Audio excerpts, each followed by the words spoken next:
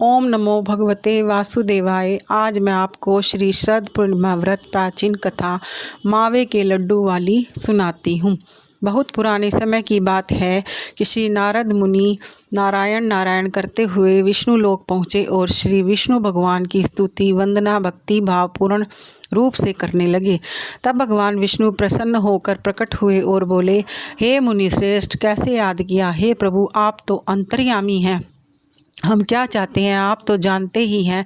प्रभु मुस्कुराए और बोले, हे मुनि श्रेष्ठ, आप ही वर्णन करें। हे प्रभु, जैसी आपकी आज्ञा। प्रभु, मैं मृत्यु लोक से चला आ रहा हूँ, वहाँ मानव की व्यथा देखी न गई। प्रभु बोले, आप क्यों दुखी हो रहे हो? यह सब कर्मों के फल हैं। हे प्रभु, वहाँ पर मानव बहुत दुखी है, आपको उनके कष्ट दूर करने ही होंगे। हे नारद मुनि, सुनो, मैं तुमको शरद पूर्णिमा के नाम से जाने जाने वाली, जिसे कोजागर व्रत भी कहते हैं, इसके विधि विधान के करने से कष्ट दूर होते हैं, सो तुम ध्यान लगाकर सुनो। मथुरा नगरी में सुभद्रा नाम की एक पंडितानी रहती थी। वह शरद पूर्णिमा का व्रत रखती थी। भगवान जी उससे प्रसन्न हुए एवं इच्छित वरदान देते हुए कहा, इसका विधि विधान से सभी को पालन करना चाहिए और सभी को इसका विधि विधान बताइए। तब वह एक साहूकार को व्रत की विधि बताती है और कहती है, ध्यान से सुनो। सुभद्रा बोली, मैं शरद पूर्णिमा का व्रत रखती हूँ, यह उसी का फल है। साहूकार ने पूछा, इसकी विधि क्या है? सुभद्रा बोली, एक लकड़ी के पट्टे पर एक लोटा पवित्र जल भर के रखो, रोली में एक स्वास्तिक चिन्ह लोटे पर बनाइए। इसके बाद पीतल के गिलास में गेहूं के दाने भर कर रख दें। गिलास पर दक्षिणा चढ़ाएं। इसके बाद स्वयं तिलक लगाएं। उसके बाद 2.5 पाव शक्कर 2.5 पाव खोआ दोनों को मिलाकर 6 पेड़े बनाइए। इसके बाद पूजन कर एक पेड़ा प्रभु को चढ़ाएं, दूसरा पेड़ा स्वयं या पति ग्रहण करें, तीसरा पेड़ा अपने मान को दें, जैसे भांजे भांजी नंद बहन आदि को दिया जाएगा। चौथा पेड़ा अपनी सहेली से बदलें और यदि सहेली न हो तो मंदिर में चढ़ाएं। जो सहेली 6 माह व्रत रखे उसे ही पेड़ा दें। 5वां पेड़ा घर के सदस्यों में बांटें। 6ठा पेड़ा के 6 भाग बनाइए। तुलसी जी को चढ़ाएं पहला भाग और दूसरा भाग गौ माता को खिलाएं। तीसरा अहीर को दें, गर्भवती स्त्री को दें। चौथा 5वां राहगीर को दें और 6ठा कुंवारी कन्या को खिलाएं।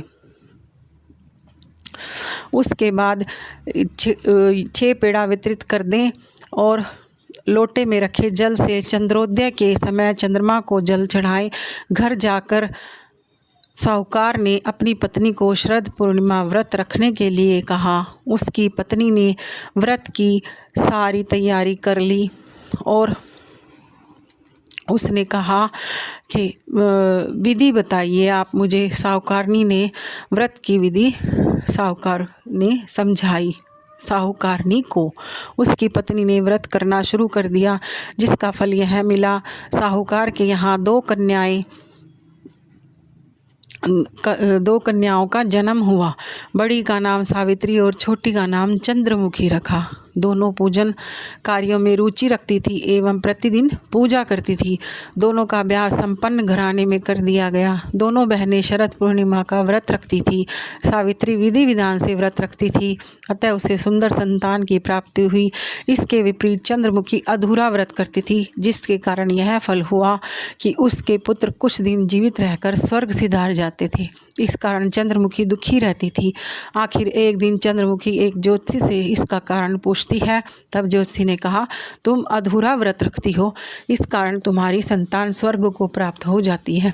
अतः तुम अपनी बड़ी बहन सावित्री से विधि विधान पूछकर व्रत रखो, क्योंकि प्रत्येक वर्ष की शरद पूर्णिमा फिर आएगी। चंद्रमुखी फिर अधूरा व्रत करती, उसका पुत्र फिर मृत्यु को प्राप्त हुआ। चंद्रमुखी अपने मृत पुत्र को पट्टे पर लिटा दिया, जिस पर वह पूजा करती थी। इसके बाद चंद्रमुखी ने उसका संयोग हुआ कि प्रभु इच्छा से उसकी बड़ी बहन सावित्री उसी दिन उसके घर पर आ गई। उसने तुरंत प्रभु का नाम लेकर मृत बालक के सिर पर हाथ फेरा तो वह जीवित हो उठा। चंद्रमुखी खुशी से नाच उठी। तब उसे शरद पूर्णिमा व्रत का महत्व समझ में आया। उसने तुरंत प्रभु से क्षमा मांगी, बारंबार प्रभु के चरण स्पर्श किए और कहा ऐसी भूल फिर कभी नहीं होगी। साथ ही सभी पड़ोस से सगे संबंधियों को यह व्रत करने की सलाह दी। वह व्रत की विधि विस्तार पूर्वक समझाने लगी। अतः इस व्रत के करने से प्रत्येक स्त्री व पुरुष सभी की मनोकामना पूरी होती है। जय हो भगवान लक्ष्मी नारायण की, जय हो चंद्रदेव की। जैसे चंद्रमुखी की इच्छा पूरी हुई वैसे ही सबकी इच्छा पूरी करना। तो यह थी कथा मावे के लड्डू वाली। और अब आपको सुनाते हैं दूसरी शरद पूर्णिमा की कथा, खीर वाली। एक बार नारद जी पृथ्वी पर घूमते हुए पृथ्वी पर मनुष्यों का नाना प्रकार की व्याधियों से जकड़ा हुआ देखकर अत्यंत दुखी हुए और विचार करने लगे, इस पीड़ित मानवता को किस प्रकार दुखों में से मुक्ति मिले। तो वह जब हर तरह से विचार करने पर उन्हें कोई युक्ति नहीं सूझी तो उन्होंने भगवान नारायण का ध्यान करते हुए मुंह से नारायण नारायण का घोष किया और क्षीर सागर की ओर प्रस्थान किया। वहां पहुंचकर वे क्या देखते हैं कि भगवान श्री हरि शेष शैया पर मंद मंद मुस्कुराते हुए शयन कर रहे हैं तथा लक्ष्मी जी उनके पांव दबा रही है। यह देख नारद जी ने तुरंत साष्टांग प्रणाम किया और उनकी स्तुति करने लगे। हे नारायण, आप हर समय अपने भक्तों की रक्षा व पालन करते हैं। आपकी कृपा बिना पत्ता भी नहीं हिल सकता। आप ही जगत में उत्पत्ति एवं प्रलय के मूल कारण हैं। आप हर प्रकार से समर्थ हैं। यह सुनकर भगवान श्री हरि ने मुस्कुराते हुए कहा, पधारिए देव ऋषि, आप बहुत दिनों में दर्शन दिए हैं। कहिए, सब कुशल तो है? पृथ्वी पर आपका चक्कर लगता ही रहता है। कुछ वहाँ के भी हाल सुनाइए कि वहाँ पर लोग किस प्रकार अपना समय व्यतीत कर रहे हैं। इतना सुन नारद जी बोले, हे माधव, हे जनार्दन, हे श्रीहरि, हे स्वामी, मृत्युलोक में मानव बहुत दुख भोग रहा है। उनके कष्टों को देखकर मैं तो क्या, मेरी आत्मा भी रो रही है। हे प्रभु, कोई ऐसा सरल उपाय बताइए जिसके करने से मनुष्य दुखों से छूट सके और उसकी मनोकामनाएं पूर्ण हो सके। देव ऋषि नारद जी ने के इस पवित्र वचनों को सुनकर भगवान श्री हरि बोले, हे नारद, आप धन्य हैं जो दूसरों के उपकार के लिए ही विचार मन में रखते हो। इसलिए आप आज एक पवित्र व्रत कथा श्री शरद पूर्णिमा की कथा सुनाता हूँ। इसके करने से स्त्रियों की हर प्रकार की मनोकामनाएं पूर्ण होगी व अंत में मेरे लोक की प्राप्ति होगी। इसमें कुछ संदेह नहीं है। पूर्व में यह कथा ब्रह्मा जी से सूर्य ने कही थी, सो ध्यान से सुनो और सुख वैभव संतति सुख की प्राप्ति करो। प्राचीन काल में एक ब्राह्मण की ब्राह्मणी शरद पूर्णिमा का व्रत विधि विधान से खीर बनाकर किया करती थी। वह उस दिन 5 सेर दूध की खीर बनाती, उसमें किशमिश, बादाम इत्यादि डालकर खूब सुंदर खीर बनाकर मेरा भोग लगाती तथा अड़ोसी पड़ोसी रिश्तेदार सब में खीर का प्रसाद बांटती। रात्रि में चंद्रमा की रोशनी में भगवान को घी खांड का भोग लगाती तथा मेरी मूर्ति का बहुत बढ़िया ढंग से श्रृंगार करती। उन्हें श्वेत वस्त्र, मुकुट, श्वेत हार इत्यादि पहनाकर चंद्रमा की ध्वल रोशनी में विराजमान करती, कीर्तन करती, भजन करती और वह भजन ठाकुर जी के तरह तरह के लाड़ लडाती। उसके व्रत के प्रभाव से उसके खीर व घी खांड के पात्र सोने के हो जाते थे।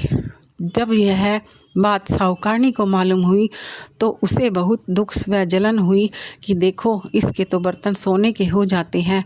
वह रात में साहूकार से बोली, ब्राह्मणी के यहाँ जो सोने के बर्तन हैं उन्हें चुरा लेने चाहिए। साहूकार ने पीतल के बर्तन रखवाकर सोने के बर्तन चुरा लिए। ब्राह्मणी को सुबह मालूम हुआ कि साहूकारनी ने मेरे सोने के बर्तन चुरा लिए हैं। तो उसने कहा, हे शरद पूर्णिमा माता, अगर मैंने तेरा व्रत नियम से किया है और मन से किया है तो मेरे बर्तन सोने के हो जाएं, साहूकारनी के सब बर्तन मिट्टी के हो जाएं। उसके कहने के साथ ही ऐसा ही हुआ। साहूकार के घर में पीतल तांबे सब बर्तन मिट्टी के हो गए। अब तो साहूकार एवं साहूकारणी बहुत दुखी हुए और रोते धोते ब्राह्मणी की शरण में पहुँचे और ब्राह्मणी के पैर पकड़ लिए और अपने किए की माफ़ी मांगने लगे। फिर साहूकारणी ने ब्राह्मणी से पूछा, हे माता, आप कौन सा व्रत करती हैं जिसके प्रभाव से आपके बर्तन सोने के हो जाते हैं? तब ब्राह्मणी बोली, मैं शरद पूर्णिमा का व्रत करती हूँ, यह सब उसी का प्रभाव है। साहूकारणी बोली, यह व्रत किस प्रकार किया जाता है, इसका क्या नियम है, इसका स्पष्ट उल्लेख करें। तब ब्राह्मणी बोली, सब तरह से घर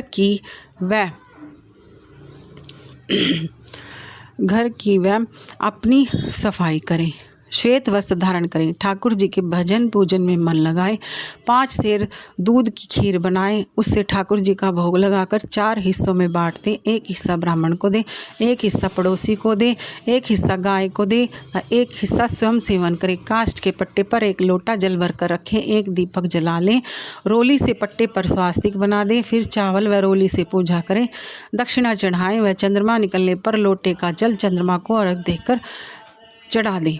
फिर रोली चावल चंद्रमा की ओर उछाल दें, हाथ जोड़कर नमस्कार करें और मन ही मन अपनी मनोकामना को दोहराएं। फिर अपने हिस्से की खीर का भोजन करें। इस विधान को सुनकर साहूकारणी बहुत खुश हुई। उसने तभी से इस व्रत को करना शुरू कर दिया। इस व्रत के करते रहने से उसे 2 कन्या रूपी रत्न प्राप्त हुए।